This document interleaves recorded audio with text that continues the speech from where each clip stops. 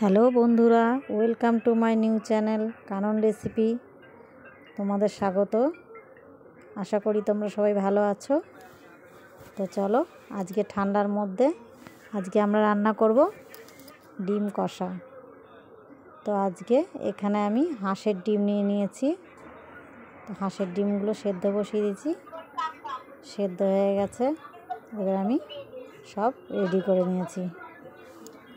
ডিমগুলো নুন হলুদ মাখিয়ে নিয়েছি, কড়াইটা বসিয়ে দিয়েছি।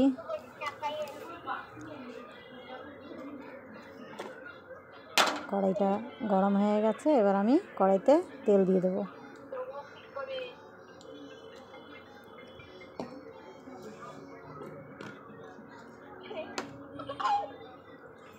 তেলটা গরম হয়ে গেছে, এবার আমি নুন হলুদ মাখিয়ে রেখেছিলাম ডিমগুলোতে এক এক করে ডিমগুলো দিয়ে দেবো। ডিমগুলো আমার ভাজা হয়ে গেছে, আমি এক এক করে ডিমগুলো তুলে নিচ্ছি। ডিমটা দেওয়াটা দেখাতে পারিনি। চলো, ডিমগুলো সব তুলে নেব। এবার আমি এর মধ্যে সেদ্ধ করে আলুটা এক এক করে ভেজে নেব।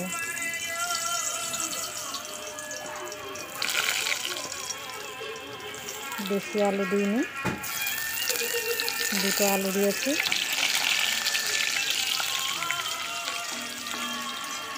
আলুগুলো একটু লাল লাল করে ভেজে নেব। তো চলো, আমার লাল লাল করে আলুগুলো ভেজে নিয়েছি। আলুগুলো এবার আমি এক এক করে তুলে নেব। আলুটা সেদ্ধ আছে,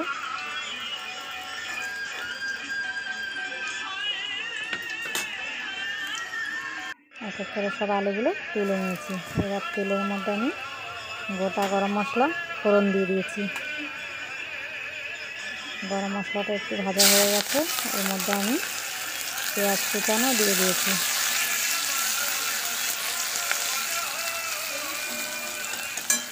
পেঁয়াজটা একটু ভাজা ভাজা হোক, তারপর এর মধ্যে মশলাটা দেবো। মশলাটা আমি রেডি করে রেখেছি সাইডে।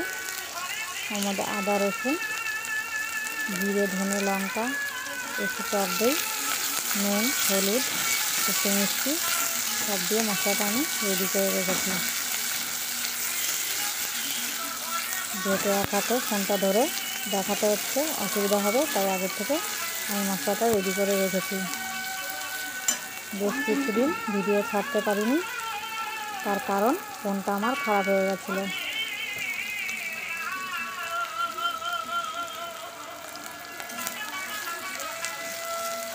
পেঁয়াজটা বেশি ভাজবো না, হালকাই ভাজছি।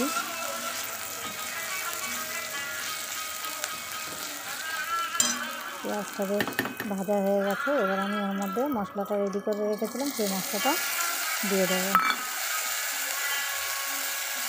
মশলাটা দিয়ে ভালো করে নাড়াচাড়া করে মশলা পেঁয়াজের সাথে মিশিয়ে দেবো।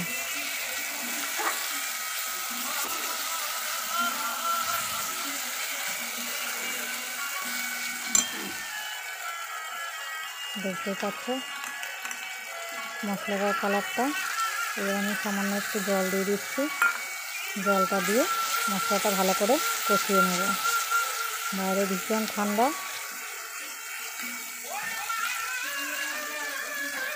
সেই ঠান্ডার মধ্যে একটু ডিম কারি করে ফেললাম, সঙ্গে গরম ভাত ধনেপাতা বাটা আর পেঁপের ডাল।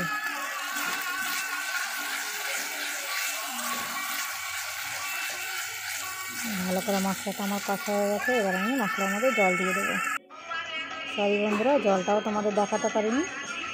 এবার আমার জলটা ফুটে গেছে, এর মধ্যে আমি এক এক করে ডিমগুলো সব দিয়ে দিচ্ছি। হাঁসের ডিমগুলো বেশ বড় বড়ই ছিল। এবার আমি আলুগুলো দিয়ে দিলাম।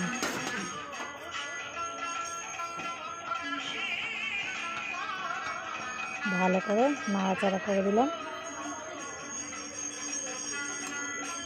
ঝোলটা টকবক করে ফুটছে।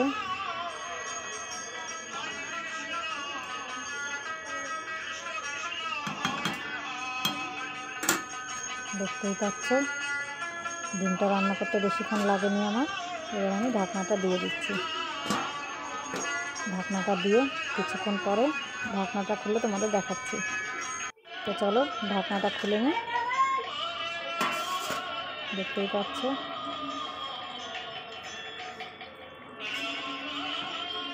প্রায় তরকারিটা হওয়ার দিকে।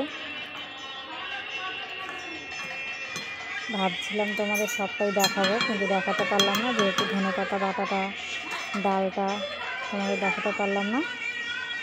তো চলো এবার আমার ডিম কারিটা রেডি। এর মধ্যে আমি ঘি গরম মশলা দিয়ে নামিয়ে ফেলেছি। এবার দেখো ডিমটা কত সুন্দর লাগছে। রেসিপিটা ভালো লাগলে করে খাবে।